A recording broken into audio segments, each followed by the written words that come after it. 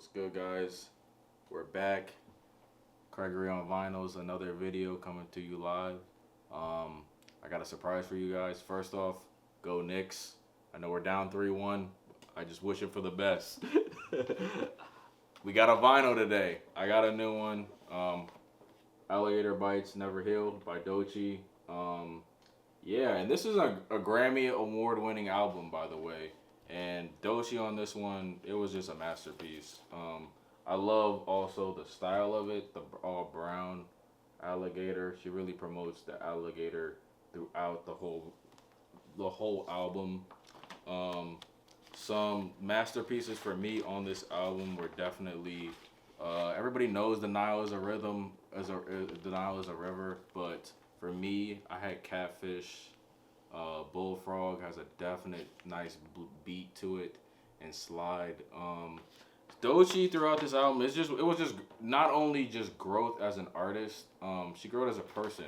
She talked about how in Hollywood, she was doing a lot of drugs and shit, and basically her self-worth was pretty much low. And I feel like throughout this album, she got to like explain different parts of her journey, but also create a lot of different art. And you just got to give props. She definitely deserved this album. I mean, this Grammy for this album. It was one of those albums that changed the trajectory of not only her career but her life, and it was a fire album.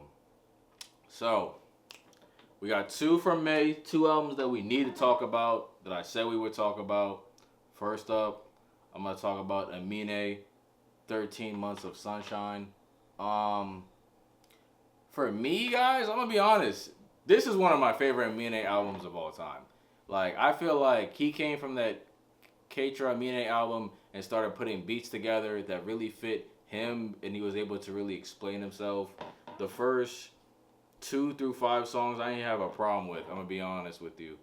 I Feel So Good, I Think It's You. It's just the vibe and the aura that Amine shows. Like I'm growing as a person. I'm still doing the things that I love to do, but I'm gonna create it in a funky ass, nice ass West Coast but African ass vibe, and it was just hitting every time for me. And there's 16 songs, so it's a little bit long, but it's not really too long at all.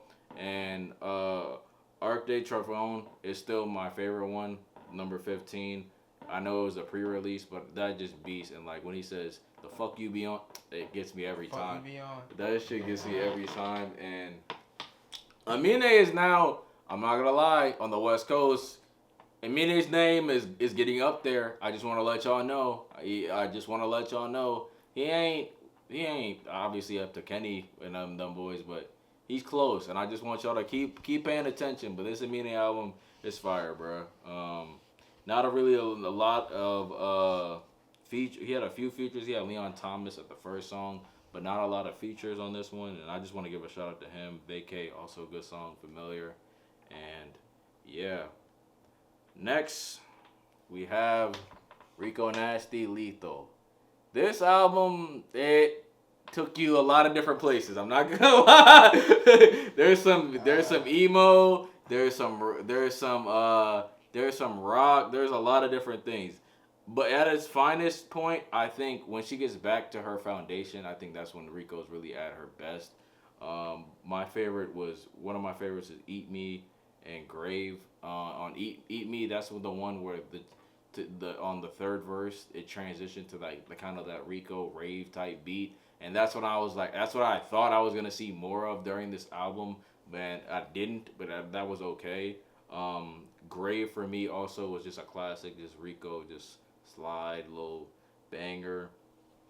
Can't Win 'Em All, also a good one. You Could Never. But all in all, the reason there's a little bit of pushback on Rico right now is because as she's reached this mainstream level, there's a little bit of concern that we're just trying to get hit music and trying to like not, I don't know, provide any like substance music. And even though like I would contest that for these 16 songs, half of it is like some foundation of Rico, and then the half of it is more just like emo to electronic to just, she still has the black punk in there, and like that's also what we love from Rico, but like it's just her transitioning as an artist. But I also feel like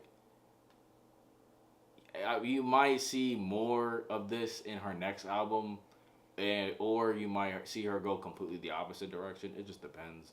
Um, I do want to know if we ever get another Rico and Kenny Beats album. I would love to see that, but all in all, if I had to rate between those two albums, I would probably pick up Mine's over Rico Nasty's, even though Rico Nasty's was a good album.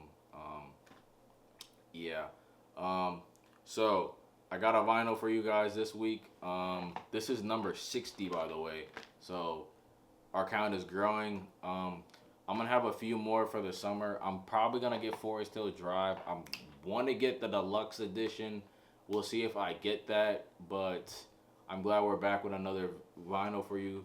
And next week, I don't know what's in store, but you'll see me today. You'll see me on that day reviewing some music. Y'all have a good one. Love y'all as always.